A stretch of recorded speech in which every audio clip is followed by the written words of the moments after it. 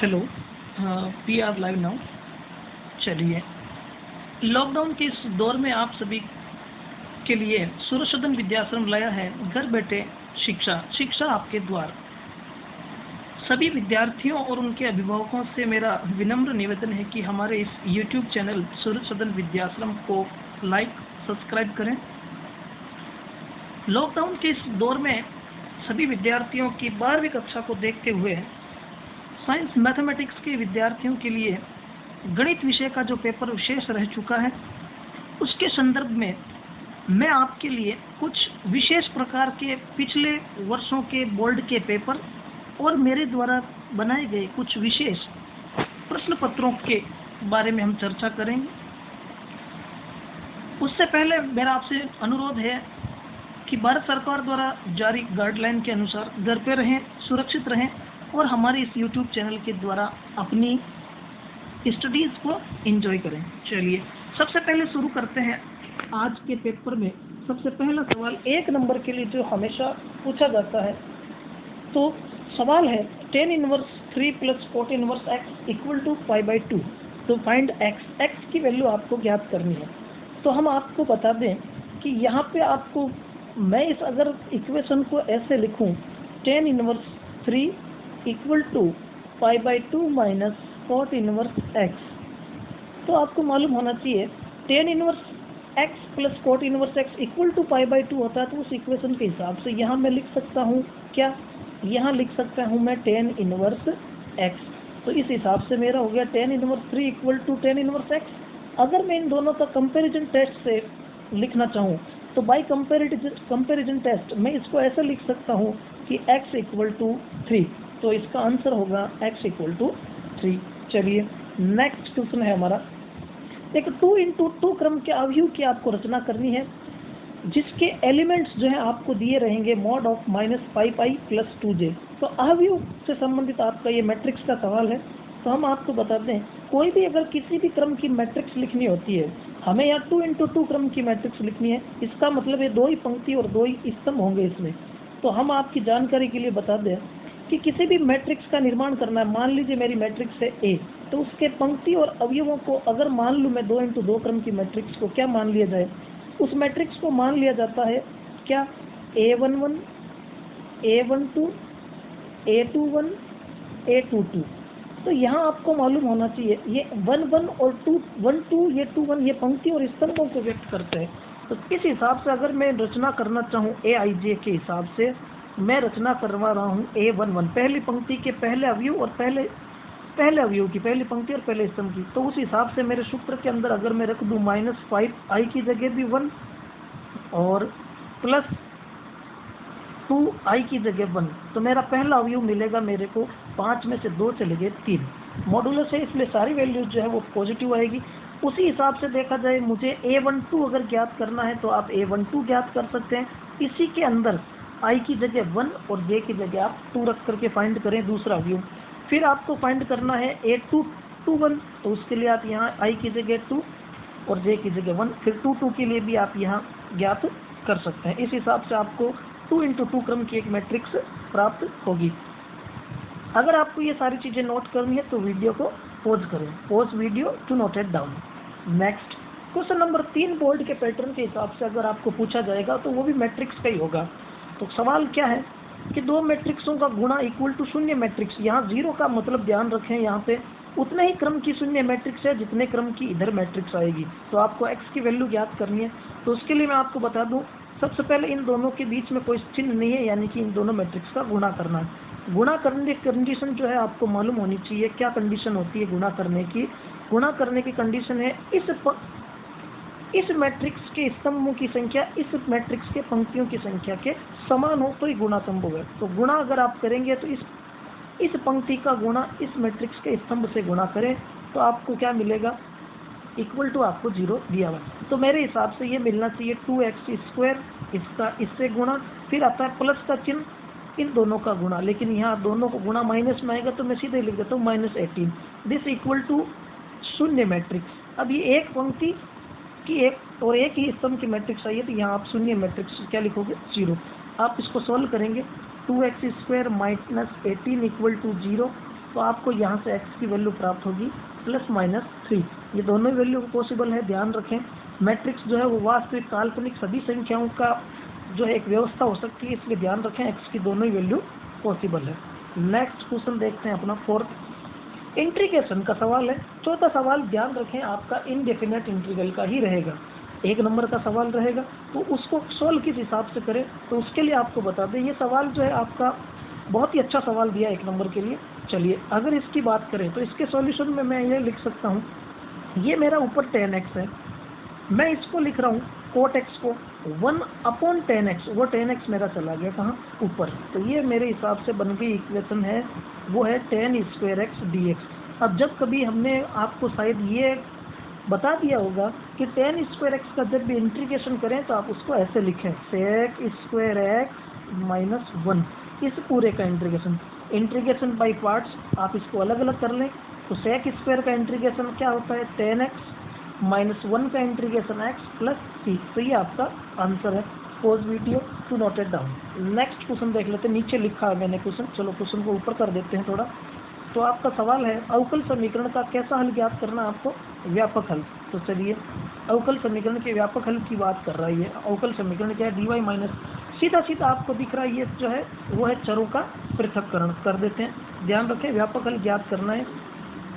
चलिए इसको लिखा जा सकता है y/x, यानी अगर मैं चरों का पृथक्करण करूं तो ये आएगा dy/y dx/x। इस हिसाब से अब मेरे को करना है दोनों तरफ इंटीग्रेशन। तो dy/y का इंटीग्रेशन log y और dx/x का इंटीग्रेशन log x। तो मेरे हिसाब से उधर लिख दूँ अगर मैं log x + log c, क्योंकि जब भी आप इंडेफिनेट इंटीग्रेशन करते हैं तो आपके पास में क्या आता है, एक प्रकार से एक स्थिरांक आता है, वो इसी फॉर्मेट में लिखा जाएगा। तो ये हो गया आपका y = cx। यहाँ से मैंने क्या किया है, log m + log n की प्रॉपर्टी लगा करके इसको log cx लिखा है, फिर दोनों तरफ से log हटा दिए। इसी प्रकार से देखे जाए नेक्स्ट क्वेश्चन भी आपका वेक्टर का है। तो क्या क्वेश्चन कह रहा है, क्वेश्चन कह रहा है कि भाई आपके पास में एक सवाल है कि ये दो वेक्टर दिए हुए हैं आपको, सदिश दिए हुए हैं, दोनों आपस में समांतर है, तो लेम्बडा की वैल्यू क्या होगी। ध्यान रखें समांतर वाले सवालों के जो वेक्टर के क्वेश्चन है उनको 2 प्रकार से कर सकते हैं अपन। तो पहला प्रकार मैं आपको बता देता हूँ, उसके बाद नेक्स्ट देखेंगे। अगर 2 सदिश समांतर हो तो आपको पता होना चाहिए क्या, कि इसके DRS और इसके DRS का अनुपात जो वो सदैव समान रहेगा। कैसे, मैं लिख सकता हूँ 2/4 इक्वल टू होगा -1/-2 इक्वल टू होगा 5/λ। तो उस हिसाब से अगर मैं बात करूं तो आपको वैल्यू निकालनी है लेम्बडा की। तो यहाँ से आप इसको किन्हीं 2 में से किसी एक के बराबर करके देख लें, 1/2 ही आएगा। चलो 5/λ को 1/2 के बराबर कर दिया, तो 5/λ = 1/2, देन λ = 10। फर्स्ट तो आपका ये रहेगा तरीका। सेकंड मैं इसको साफ करके अगर आपको इसको नोट करना है तो कर सकते हैं। सेकंड तरीका क्या है मैं आपको बता देता हूँ। सेकंड तरीका मेरा ये रहेगा, वो है कि आपको दे रखा होगा क्या, कि इसी क्वेश्चन को मैं वापस करके दे देता हूँ आप लोगों को। चलिए हाँ, तो है मेरा क्या कि अगर आपको 2 वेक्टर परस्पर पैरेलल समांतर दिए हुए हों तो आपको मालूम होना चाहिए A क्रॉस B जो है वो किसी शून्य मैट्रिक्स के इक्वल आएगी, शून्य वेक्टर के इक्वल आएगी। तो आप क्या कर सकते हैं, A क्रॉस B जो है उसको आप ज्ञात करके शून्य के इक्वल कर दें। और A क्रॉस B ज्ञात करने की प्रोसेस आप लोगों को मालूम है, एक अपन सारणिक बनाते हैं, यहाँ i कैप, यहाँ j कैप, यहाँ k कैप, फिर यहाँ पे अपन लिखेंगे इसके पहले A सदिश के DRS, उसके बाद में B सदिश के DRS। इस प्रकार से इसको आप किसके बराबर कर दोगे, शून्य के बराबर करके आप शून्य वेक्टर के बराबर करोगे 0, फिर तुलना के द्वारा आप किसकी वैल्यू निकाल लेंगे, लेम्बडा की। तो जो भी लेम्बडा की वैल्यू आएगी वो आपके लेम्बडा की वैल्यू 10 ही आएगी जो आपके पहले आ चुकी है। इसी प्रकार से बात कर रहे हैं कि एक सरल रेखा दे रखी है, अगर आपको ध्यान में है तो ये एक सरल रेखा का समीकरण दिया हुआ है, मुझे ये दिख रही है जहाँ तक ये रेखा मेरे हिसाब से ऐसी हो सकती थी, x - 0/4 y - 0/7 z - 0/4, जो कि कहाँ से जाती है, 0 0 0 मूल बिंदु से जाती है, और जिसके समांतर सदिश के DRS 4 4 है। तो अब अपने को क्या कह रहा है, अपने को कह रहा है कि इसके आपको क्या ज्ञात करने हैं, इसके आपको ज्ञात करने हैं DCF। तो मैं वापस लिख देता हूँ एक बार, x/4 y/7 और z/4। तो ये अगर DRS हो तो आपको पता है DCS के लिए क्या करते हैं, हम लिख लेते हैं पहला DCS L = 4/√4² 7² + 4² is equal to आ जाएगा 4/9। उसी हिसाब से आपको m ज्ञात करना है तो आ जाएगा 7/9 और उसी प्रकार से n है वो 4/9 आप ज्ञात कर सकते हैं आसानी से। तो आपको DRS दिए हुए, DRS का मतलब दिक् अनुपात होता है और DCS का मतलब दिक् कोसाइन। नेक्स्ट क्वेश्चन देख लेते हैं। दो समतल आपको दिए हुए हैं, उन दो समतलों के बीच का आपको क्या ज्ञात करना है, कोण।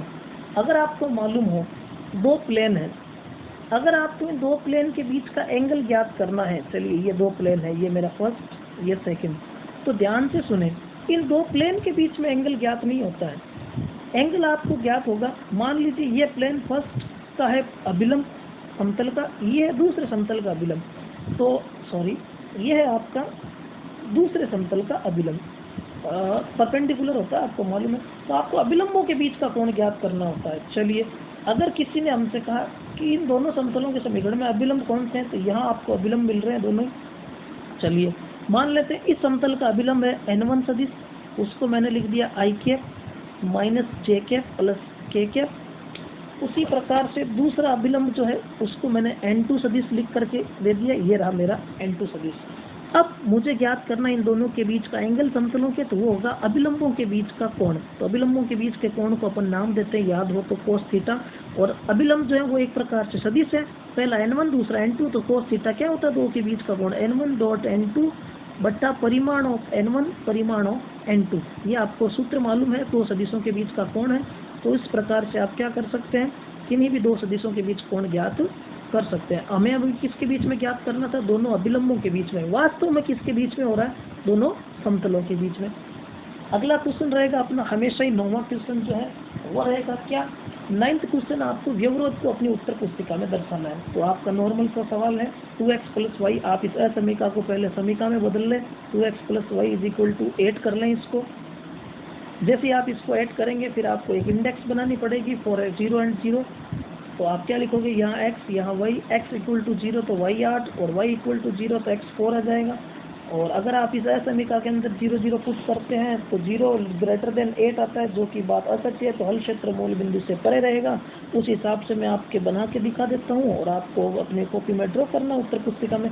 याद रखना विद्यार्थियों, खाली ड्रॉ ही करके आना है आपको। चलिए तो उस हिसाब से ये आपका रहेगा, x की वैल्यू आपके पास में 0 थी तो y की वैल्यू थी 8, तो समथिंग मैंने यहाँ ले लिया 0,8। चलिए दूसरा, जब y की वैल्यू 0 थी तो x की वैल्यू थी यहाँ पे 4, तो मैंने ले लिया 4,0। तो जैसे ही आप इसको ड्रॉ करोगे तो इन दोनों पॉइंट्स को मिला देते हैं अपन, ये लीजिए मेरे हिसाब से ये रहेगा। और हल क्षेत्र मूल बिंदु से परे रहेगा और >0 तो आपको रखना ही है, तो उस हिसाब से ये रहा आपका हल क्षेत्र, आपको चिन्हित कर देना है परिबद्ध रूप से। नेक्स्ट, दो स्वतंत्र घटनाएं। 10वां सवाल प्रायिकता से रिलेटेड, सह प्रतिबंध प्रायिकता से संबंधित सवाल ही आएगा, या फिर आप स्वतंत्र घटनाओं से संबंधित सवाल को ध्यान से देख लें, और प्रायिकता गुणन नियम, इन तीनों में से एक क्वेश्चन 10वां सवाल रहेगा हमेशा ही। चलिए अगला सवाल आपको कह रहा है कि दो प्रायिकताएं आपको दे रखी है P A और B की, और A और B कैसी घटनाएं स्वतंत्र। जैसे ही आपको ये वर्ड दिखे तो आप लिख लिया करो कि अगर स्वतंत्र घटनाएं हैं तो P A * B जो होगा वो P A × P B रहेगा। तो आप इस हिसाब से P A * B ज्ञात कर सकते हैं। तो P A * B इन दोनों प्रायिकताओं का गुणनफल है। तो मैं लिख देता हूँ P A * B = आएगा मेरे 0.2 × 0.5, गुणा कर लें आप इनको, तो 0.2 × 0.5 आप इनको गुणा कर लोगे तो आपकी जो भी प्रायिकता आएगी वो रहेगी, आप गुणा करके निकाल लें। उसके बाद में आपको P A * B ज्ञात करना है, तो वो आपको मालूम है क्या होता है, P A + P B - P A * B। इस हिसाब से आप P A * B ज्ञात कर सकते हैं।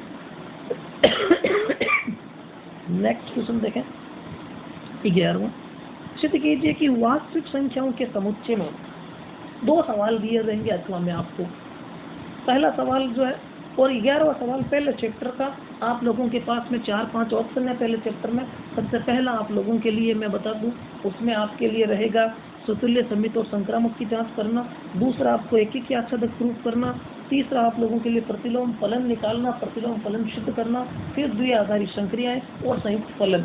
इन ऑप्शन में से आपको कोई 2 ऑप्शन सवाल में दे रखे होंगे। आपको पहले दिया हुआ है कि वास्तविक संख्याओं के समुच्चय में यह आपको परिभाषित संबंध दिया हुआ है। ये आपको देखना स्वतुल्य है, सममित है, स्वतुल्य है, संक्रामक है, किंतु सममित नहीं है। चलो पहले बात कर लेते हैं, इस रिलेशन को अपन लिख लेते हैं। आर वास्तविक संख्याओं का रिलेशन है। चलिए मैं आपके लिए इसको क्या कर देता हूँ, पेज को एक बार हटा देता हूँ। क्या रिलेशन है? वास्तविक संख्याओं में रिलेशन है। वो रिलेशन का नाम है a, b एलिमेंट है, जहाँ पे a greater than equal to b है। तो अगर बात करें अपन पहले स्वतुल्य की, स्वतुल्य होता है खुद का खुद के सापेक्ष। यानी कि क्या कहना चाह रहा है ये कि अगर मैं कहूँ a belongs to r and a belongs to r, तो क्या a greater than equal to a होगा?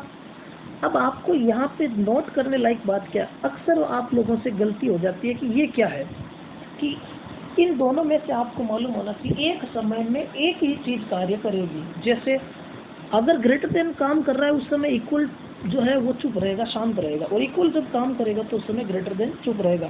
तो क्या a इक्वल है a के? सही है। इसका मतलब कह सकते हैं आप कि a, रिलेशन r का अवयव है। यस है। इसका मतलब a का a के साथ रिलेशन आ गया है। वास्तविक संख्या है दोनों ही a, तो इसका मतलब a कैसा संबंध है? स्वतुल्य संबंध है। उसी हिसाब से अगर बात करें दूसरी, क्या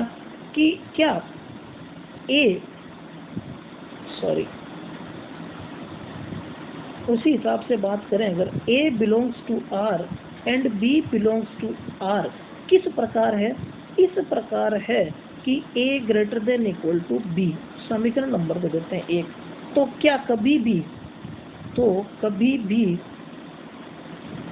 b greater than equal to a होगा क्या? नहीं होगा। इसका मतलब a का रिलेशन तो b से है, आपको क्वेश्चन में दिया हुआ है। a रिलेशन टू b आपको क्वेश्चन में दिया हुआ है। तो क्या b a से बड़ा हो सकता है? जी नहीं। दिया हुआ क्या है? a b से बड़ा, तो b a से बड़ा नहीं हो सकता। एम्प्लाइज ये कैसा संबंध नहीं है? ये आपका सममित संबंध नहीं है। बात करते हैं संक्रामक की। संक्रामक क्या होता है कि आपको दिया हुआ है a रिलेशन टू b। क्या है? a relation to b, a greater than equal to b। अब मान लेते हैं अपन कि b और c भी 2 वास्तविक संख्याएं हैं। इस प्रकार से कैसे होगी कि जब a पहले और b बाद में, तो a b से बड़ा, तो b पहले c बाद में, तो b c से बड़ा होगा।